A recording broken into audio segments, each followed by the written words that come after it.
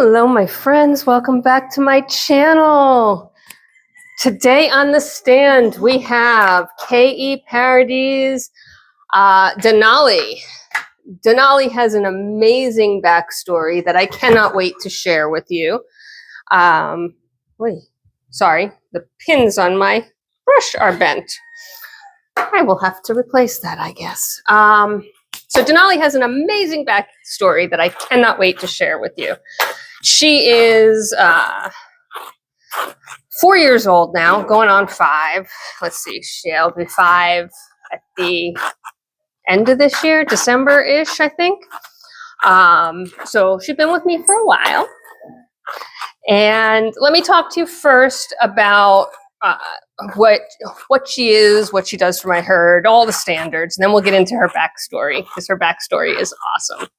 By the way, it is finally not 1,000,000 degrees and oppressive. It is still hot, don't get me wrong, but it is not absolutely wretched humidity.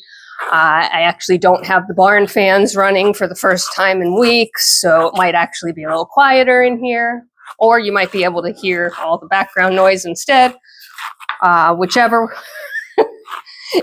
It's a different day, and it's a much happier day, let me tell you. It's so much nicer when we're not grooming in high humidity. The goats are happier, I'm happier. It's still sweaty hot, but it's not as miserable. So at any rate, Denali. Denali comes to me from a breeder who I respect tremendously. She runs a fairly large herd, and I have watched her herd over the years just become incredible, right? The animals that she puts in the show ring now are fantastic. They almost universally take first place. She has master champions all over the place. And I had been coveting goats from her for a while, but you know, I don't need to add new goats to my herd very often, especially because of the size that I want to maintain in my herd. So, you know, the timing has to be right. The animal has to be right. The genetics have to be right. And one of the things this breeder does to maintain, you know, genetic diversity and to really get the improvements that she's gotten is to bring in genetics from other herds and other breeders. So, you know, I really had to pick through her breedings and her, you know, genes and the pedigrees to make sure I was getting something that I wanted. And, you know, I guess be about 6 years ago now, she had this absolutely incredible buck. I did not need a buck. I already had plenty of bucks. I had, at the time I had 3 bucks. I was just about ready to downsize to 2 bucks because we were going to sell our first buck. And did not need another buck, but oh my God, this animal was stunning. So much debate with the husband, and we finally agreed that we would go ahead and get this buck. I went straight to her and said, I want him. And she was like, oh, sorry, he's already sold. So I missed him, you know, by hours. And I know the breeder he went to, and I watched him actually grow up and become a master champion. And I know it pulls a little bit, sweetheart. And absolutely amazing animal. So disappointed that I didn't get my hands on him at the time. But that's what happens when you hesitate sometimes. So anyway, so that didn't work out. And, you know, that's okay. Things happen. Life happens. And as it turns out, it might not have been the worst thing in the world, because later that same year, I'm dumping into the backstory already without telling you anything about Denali. All right, we'll go that way. It wasn't quite the plan, or at least that wasn't what I thought, but hey, that's where we're going, so okay. Before I start that, though, let me just tell you that Denali does not like being groomed, okay? She's actually standing quite nice for me right now, but that's not going to last. She's probably going to start to holler a little bit, and so please as always, standard disclaimer, I am not hurting them. I am brushing their hair. But Denali does not like it. She does not like to be touched, especially back by her rear end. And she will start to tap dance and do anything she can to get away from it, to make me stop. And even after all these years, she hasn't figured out that I'm not going to stop. We're just going to keep going patiently and at her pace until it's done, because the job needs to get done.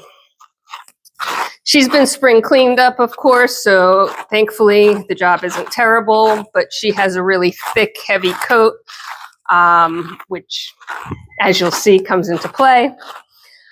So it does require a little bit more extensive grooming to keep it maintained, and she does get clumps and mats back here, which, you know, stink, right? Like, think about pulling knots out of your hair. It hurts a little bit. It doesn't hurt a lot, and certainly there are techniques and ways which I use to make sure it doesn't hurt significantly, just like you would with a child as you're brushing knots out of their hair.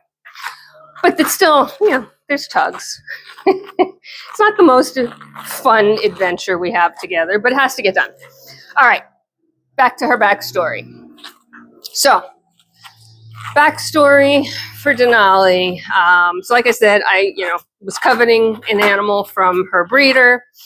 I did not get the buck that I wanted from her breeder. And as I was about to tell you, it turned out that that was probably fate intervening, and little did I know. So later that same year, after I did not get the buck, I was diagnosed with breast cancer. We're all good. Everything's clear. Please don't sweat it. If you want to talk about that at some other point, leave a comment down below and I can give you that whole saga. I documented it on my Facebook page in public every step of the way. So I'm not opposed to talking about it, but that's not really the focus of this channel. So at any rate, so I did need to, be away from the animals for a while I had surgery, recovered, went through it. So yeah, probably not the best time to bring in a baby animal, because I wouldn't have been there to socialize. I wouldn't have been there to keep him groomed, and we wouldn't have been able to take him to the show, right? Because I missed a couple of shows as a result of not being in a position to travel and be in the ring. So at the fall show that the last show I was able to attend. So I guess I need to put this in perspective. This is why I don't have a story mapped out. So when I saw the baby buck, it was our spring show, of course, because that's when babies are available. I was diagnosed in late summer, early fall, give or take. And so I was able to go to the fall show, but the fall show was going to be my last show for a while, because I think a week after the show, I was going to have major surgery. So at that show, interestingly enough, was a raffle for a doe. Now, how did this come about? One of our incredible breeders, actually the breeder of my other buck, Flying J Flash Forward, my old guy right now, she lost her husband. Her husband was somebody who was absolutely an incredible man, sweet, gentle, retired state trooper, loved his animals, loved his goats, was funny as all get out, and just somebody, you wanted to have in your life. And unfortunately, he passed away, and this incredible breeding community got together, and K.E. Parodies, as a breeder, said, I'm going to raffle off a doe. And I'm going to raffle it off, and all proceeds, 100% of everything, goes to the breeder who lost her husband, just as a generous way to support her. It was an incredible gesture. It's not something that this community had to deal with before, or even done before. The loss of income from that doe is significant to the breeder. The donation is incredible because it gives an opportunity for somebody else who may not be able to always afford a top dollar animal to get their hands on one. And I took a look at the doe's genetics, and lo and behold, the doe's genetics were actually genetics I was really interested in, and some of the ones that I had been watching for a baby to come from in the future. So I looked at the husband who was with me at the show, and I said, I want to win that doe. And he laughed and he says, well, put a ticket in. So we bought a few, right? Everybody bought a bunch of tickets. It was all about the support, right? It really wasn't about winning, but a community coming together to support. So when life says it takes a village, it takes a village. I did not know, and I still believe to this day, although nobody will admit it, that my family, my mother-in-law, who happened to have traveled up to see us at the show, it was sort of a halfway point between where the in-laws live and where I live. So she met us at the show, and we were able to have some dinners together and just spend a little bit of the downtime together. She, I think, stuffed the ballot box. I don't know that for sure, but I'm pretty sure. So the raffle actually stayed live and up for months. So the decision was made that this doe would not be raffled fully until the following spring show. So it started at the fall show, and then the spring show is when the winner would be announced and the doe would go home with that breeder, right? Which makes sense because we don't get together all that often. You don't want to pay to transport an animal, so having the animal be able to go home at a show you're already at makes the most sense. Well, obviously I was going to miss the spring show for reasons already discussed, but never mind that. I had no idea that anything more than the handful of tickets we bought to support had gone into the bucket. And technically, like I said, I still don't know that for sure, but I'm pretty sure. So as the spring show was happening, I was getting real-time updates from my fellow breeder friends. I was being kept in the loop, with who was performing, who was having trouble, what the chaos was. There's always chaos at a show.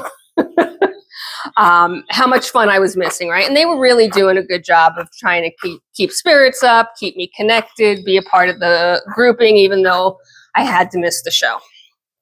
And it was such a sweet gesture as I was recovering and really kind of confined to bed. So I get a call toward the end of the show that I had won Denali. Didn't know it was Denali at the time, that I had won the doe. And, of course, I was super geeked. I was super excited. I really never win raffles. Of course, everybody says that, right? But, no, I truly don't win raffles. And so I was absolutely flabbergasted, and that's why my little brain went together and said, oh, yeah, I'll bet you my in-laws stuffed the ballot box. But, hey, I won a doe. However, now we have a problem. How is this doe going to get to me when I'm not at the show to pick her up? And her breeder, it's not terrible far, but, it's a pain in the rear end. Plus, of course, her breeder's been feeding her and watering her and investing in her and grooming her, and is ready to, reduce her out of her workload and feed load. So I reached out again to the breeding community that was there at the show and asked if anybody would be so kind as to transport her home, or at least get her closer to me so that I could have the husband pick her up, right? So we're not talking about tens of hours distance here at that time. We were talking, 5-6 hours one way. So is it doable? Certainly, but it would be really hard at that moment in time when I am incapacitated and unavailable to take care of the farm in any capacity, to have the husband leave for, upwards of 10 hours, right? he would have to essentially take care of everything first thing in the morning, do all this driving, and then come home and take care of everything again. Is it doable? Yes. Is it realistic to ask for that when, somebody is flying solo essentially to run the household for weeks? No, right? So I reached out to my breeder friends, just moving the muck bucket if you hear any noise. So I reached out to my breeder friends and said, can we get her closer to me, right? Not can we get her to me, but can we get her closer and reduce that time on the road for the hubby? So we were able to get her closer. We were going to be able to get her to about 2 hours away, which 4-hour round trip still sucks, but it's a whole lot better than 10-hour round trip, right?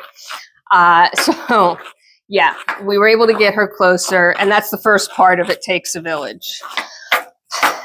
However, I got a call while that person was on the road. And of course, my thinking was it was just one of those like, hey, I'm on the road, I'm bored, I've got no one to talk to, and you're trapped in your bed, so talk to me. And that was fine, right? Not like I had anything better to do. So we were just chatting away about the show, how everybody was, how everybody did, all the normal things. Meanwhile, I'm thinking, but at the end of the show, you are exhausted. It is a ton of work. There's a ton of prep work that goes into getting ready. Then you have to drive, then you have to load out, set up the stalls, get everybody settled. You're on the run for the whole show because you've got goats in multiple classes, and so you're in the ring showing one goat while you need to be back at the stalls prepping the next goat. Right, so it is a lot of work. It is exhausting. They are long days. You start your day at about 6 a.m., which for a farmer is what you do anyway. And the shows wrap up, 7, 8 o'clock. We have dinner together, and we're headed back to the hotels at, 9 o'clock-ish. And you're going to do that all over again the following day, except that at the end of the following day, you're loading back up, you're cleaning up, you're getting everybody ready for a drive home. So shows are exhausting. All you want to do is get home because once you get home, you still have to unload, put everybody back, feed everybody, water everybody. I mean, it doesn't end, right? So, we all know that. We've all done it. We've all been there. The only thing you want at the end of a show is to get home and get home as fast as humanly possible so that you can get unloaded as fast as humanly possible and get onto your couch or into your bed as fast as humanly possible. Many of us, myself included, right? You have a full-time job, so show ends Sunday, you're getting home Sunday night, and you're going back to work Monday morning. So their downtime is nothing. So I'm chatting away with this breeder who's transporting Denali, and we're trying to talk plans. And I'm like, if you can get her in a quarantine stall or set aside or just leave her in the trailer overnight, I'll send Farm Hubby to pick her up tomorrow. I'm not going to do it that night. And there's a reason I didn't want to do it that night, right? And I just sort of explained it. You're tired, you're exhausted. The last thing you want to deal with is company of any sort. And yes, even if it's only a 2.5-minute stop in, grab the animal, swap it from one trailer to the next, it's just an extra step you just don't want to deal with, ever. So, I said, we'll do it the next morning or the next afternoon, whatever, is convenient. And that was it. I just kind of left it at that. We'll get it worked out for the next day. You're not going to have to hold on to her long. You can leave her in the trailer overnight with food and water, and we'll get her in the morning and get her home. And again, that was the plan. So, we chatted for a while longer and then hung up. And a few hours later, I hear traffic in the driveway. And we don't get a whole lot of traffic on the farm, right? That's not the point. And it's not garbage day. It's not it didn't sound like a delivery truck, which we get a ton of. So that we get a lot of traffic from. So I'm sitting there and, again, I'm kind of trapped, right? I can look at the cameras and I can see that there's a trailer in the driveway, a livestock trailer in the driveway. And I'm like, I'm kind of trying to figure out what in the world is going on. Well, this amazing breeder, I keep saying the word amazing breeder, 2 words, amazing breeder, because the community is full of just incredible people that I am blessed every day to have known, met, been a part of their community, have them as a part of my community. So this amazing breeder had taken the time to drive 2 additional hours beyond their home to deliver this goat to me after a show. Amazing generosity, amazing amount of kindness that I'll never be able to truly repay or thank.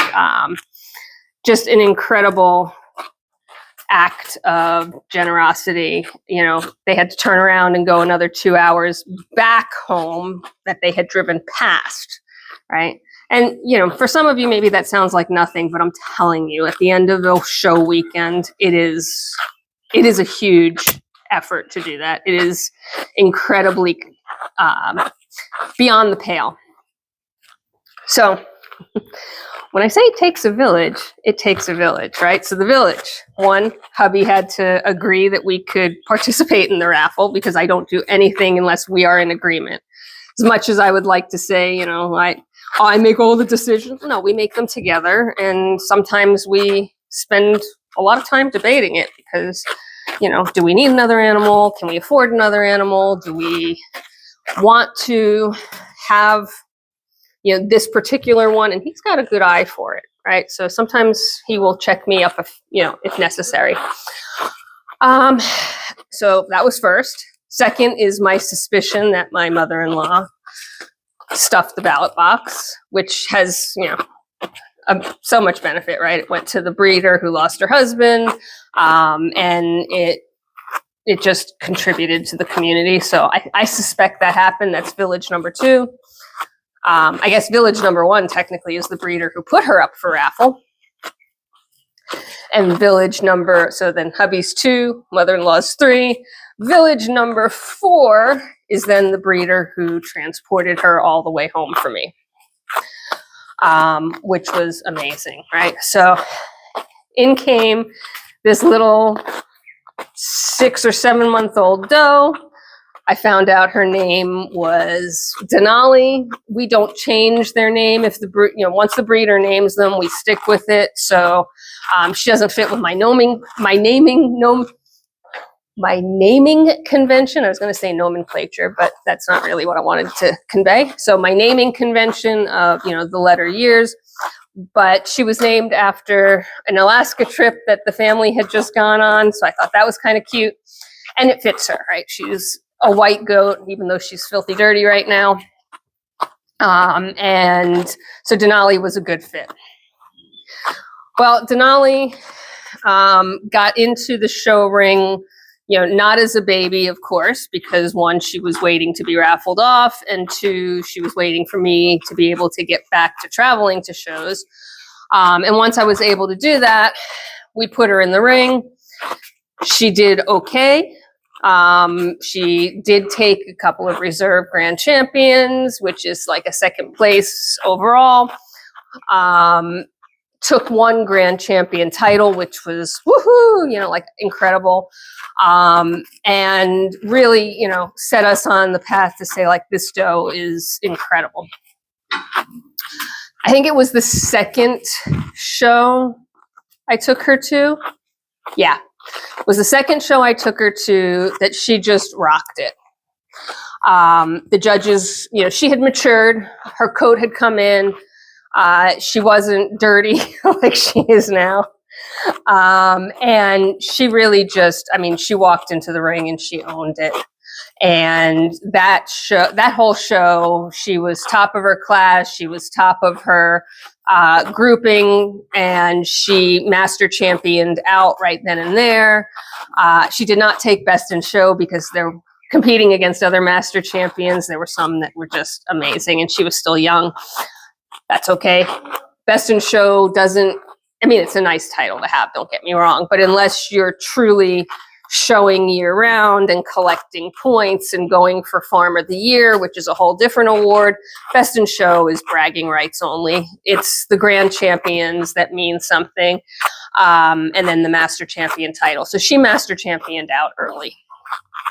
And I was just, I still can't believe that I have a master champion doe who really was simply just a raffle. Now, a couple of things about her genetics that caught my eye is she had in her pedigree some background from another breeder who I covet. That breeder happens to be in Texas, and so getting animals from them was not something that, you know, was realistic or reasonable. It's certainly doable, but at the time it wasn't the easiest, right? So I was trying to figure out a way to maybe get their genetics secondhand. Lo and behold, her pedigree included, you know, other master champions, of course, but it also included a couple of the bucks from this breeder that I had, you know, not necessarily wanted to purchase, but had seen in the ring, knew what they could do, knew what they looked like. So what I was supposed to start this whole story with is what does Denali bring to the herd, right? So Denali is on the larger side for a doe now, especially based by today's standards. It obviously wasn't a problem because, you know, she's still within standard and she certainly still took her master champion title. So don't think that that's a bad thing. She's just on the larger side for the does. You know, she's a little bit taller, she's a little bit wider. She's actually more of the body type I prefer, if I'm perfectly honest. She has an incredibly thick and long coat. It grew fast. It's not as long now because there's actually two reasons for that. One is because, of course, we gave her a master champion trim. She doesn't have to be stepping on her own coat all day, every day. When she did champion out, she was stepping on her coat all day, every day. It was literally floor length. So, you know, that's a pain in the rear. I think about stepping on your own hair all day. I know you don't like this part. So we certainly give them a trim to get them back into what's a more comfortable living situation. Second, her coat is incredibly thick. It has an amazing sheen when it's clean. It is not clean right now. It needs to be cleaned, needs to be shampooed and groomed and all that. But for now, you know, we're in the rainy mud season, so it's dirty, but it's got a silk texture that's exactly the epitome of what you want in this breed. It's thick, it's luxurious, and it is, you know, it's really what I wanted to add to the herd in terms of a doe. I know, sweetheart, because it would enhance, you know, my herd and my kid production, not kid production as in numbers, but enhance what I produced.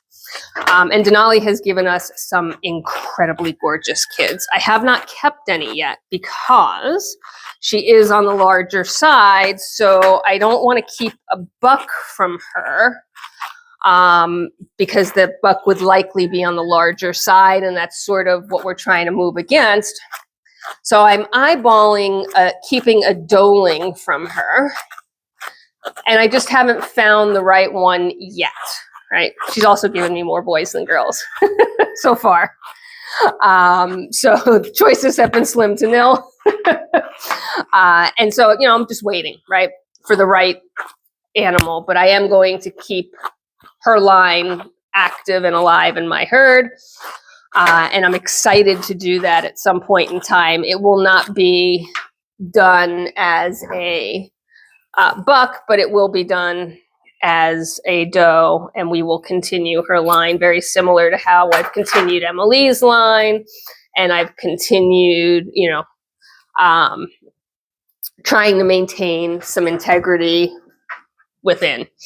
Denali is a super sweet doe. You'll notice I pulled out some scissors and cut something out. Yes, she had a big old clump of disgustingness back there. It had some hair in it, of course. It had some bedding in it. It had a lot of urine clump in it. She's a master champion. She's not going back in the show ring. I am not going to torture her by trying to brush out a clumpy, disgusting mess that doesn't have any value to her, to me, or anything else other than wasting some time. I'm actually going to cut another one out, and I'll show you what I mean, if she'll let me. You don't want me to cut, but you don't want me to brush, making it impossible. When they're back here, when they're underbelly, and they're not going to be noticeable. So this is what I'm talking about. This is just a big clumpy mess that would take a lot of effort to work out for no reason. Why torture her with that?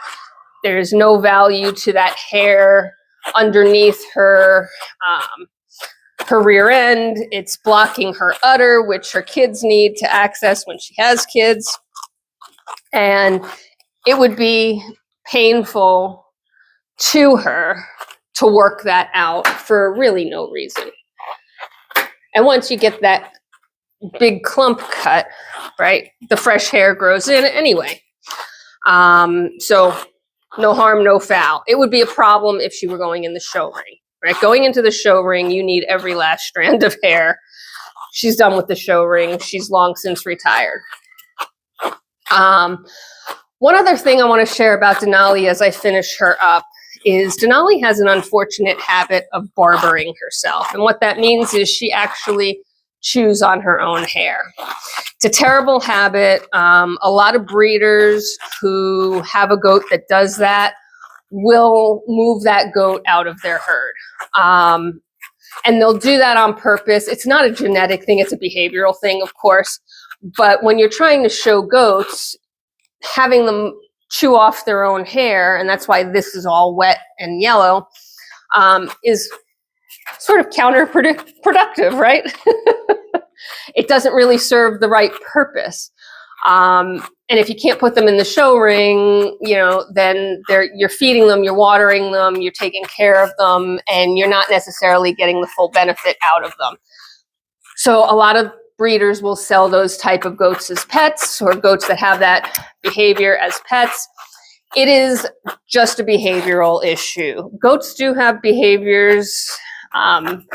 Interestingly enough, milk goats, dairy goats, sometimes learn to nurse themselves. And that's an interesting behavioral habit. It's a very similar type, right? It's more of an obsession and I don't know if it's a nervous habit, I won't call it that, but more of a compulsive habit. And they actually, can turn their heads around and drink their own milk. And if you have a dairy goat that is doing that, and you're trying to either get that milk for purposes of use, or feed kids, or for, milk production, testing, and all the things that go along with dairy goats, which is why I don't have dairy goats, by the way.